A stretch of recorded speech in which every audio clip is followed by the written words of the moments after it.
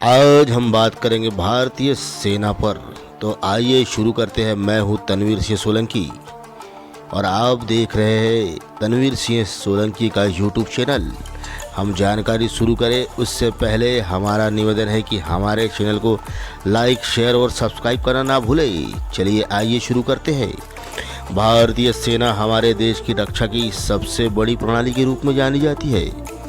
एक सुरक्षा कवच बनकर ये हमारे देश की सेवा करते हैं।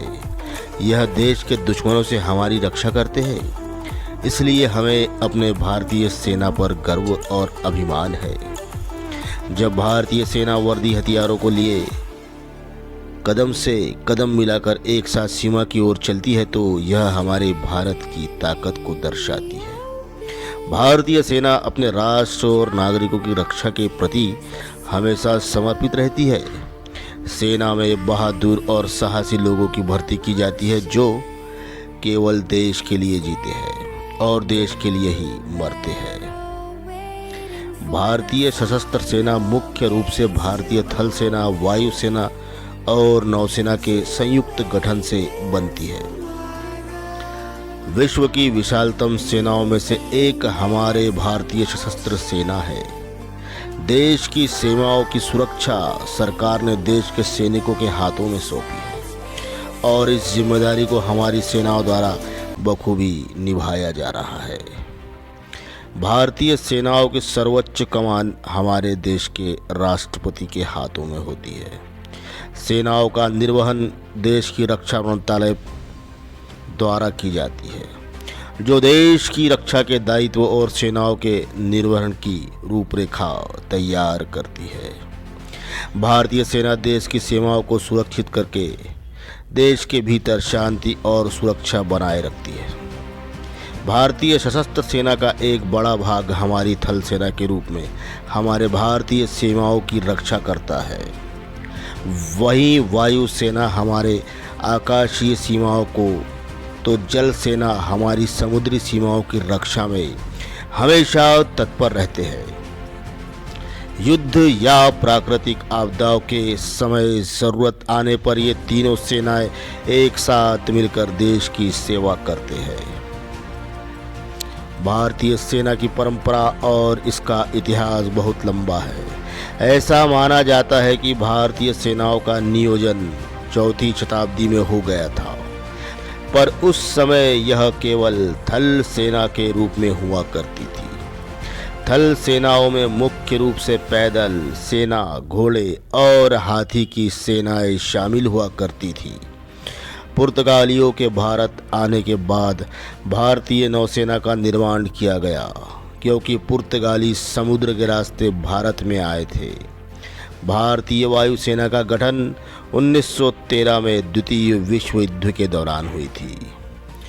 उत्तर प्रदेश में एक उड्डयन सैनिक स्कूल के साथ इस शुरुआत की गई थी।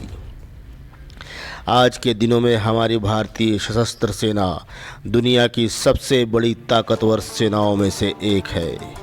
हर सेना का अपना एक सेना प्रमुख होता है। तीनों सेनाओं के सेना प्रमुख ही युद्ध नीति तैयार करते हैं और अपनी सेनाओं का संचालन करते हैं। कोई भी नागरिक अपनी इच्छा से सेना द्वारा दी गए कुछ मापदंडों को पार कर सेना में हो सकते हैं।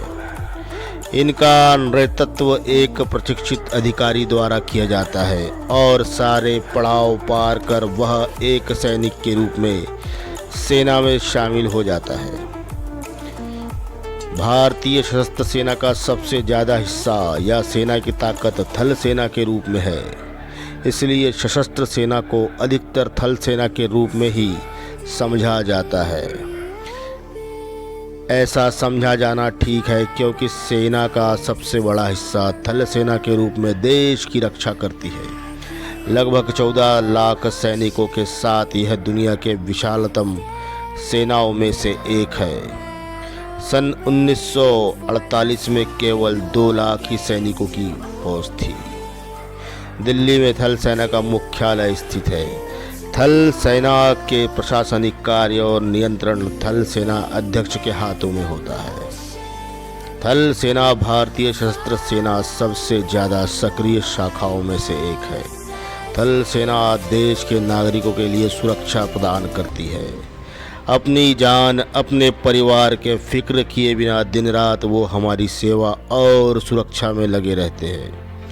आतंकी गतिविधियों, युद्धों, विदेशी हमलों से वो देश और देश के नागरिकों की रक्षा में हर वक्त लगे रहते हैं। प्राकृतिक रूप से देश के अंदर आई आपदाओं में वो भी हमारी हर संभव मदद करते हैं। बाढ़, भूकंप, चक्रवात आदि जैसी आपदाओं से वो हमारी रक्षा करते हैं। 17वीं शताब्दी में भारतीय नौसेना की स्थापना की गई थी। उस समय ईस्ट इंडिया कंपनी नौसेना की स्थापना एक समुद्र सेना के तौर पर की थी। आगे चलकर 1934 में रॉयल इंडियन नेवी की स्थापना की गई थी। पश्चिमी नौसेना कमांड, दक्षिणी नौसेना कमांड, पूर्वी नौसेना कमांड। 8 अक्टूबर सन 1932 को भारतीय वायुसेना की स्थापना की गई थी। 1 अप्रैल 1954 में सुब्रतो मुखर्जी को एयर मार्शल चीफ नियुक्त किया गया था। एक संस्थापक सदस्य के रूप में सुब्रतो मुखर्जी ने प्रथम वायुसेना प्रमुख के रूप में कार्यभार को संभाला। समय के साथ ही भारत अपने ही देश में जहाज़ों और उपकरणों का निर्माण किया और इस प्रकार 20 नए जहाज़ों के बेड़े को वायुसेना में शामिल किया।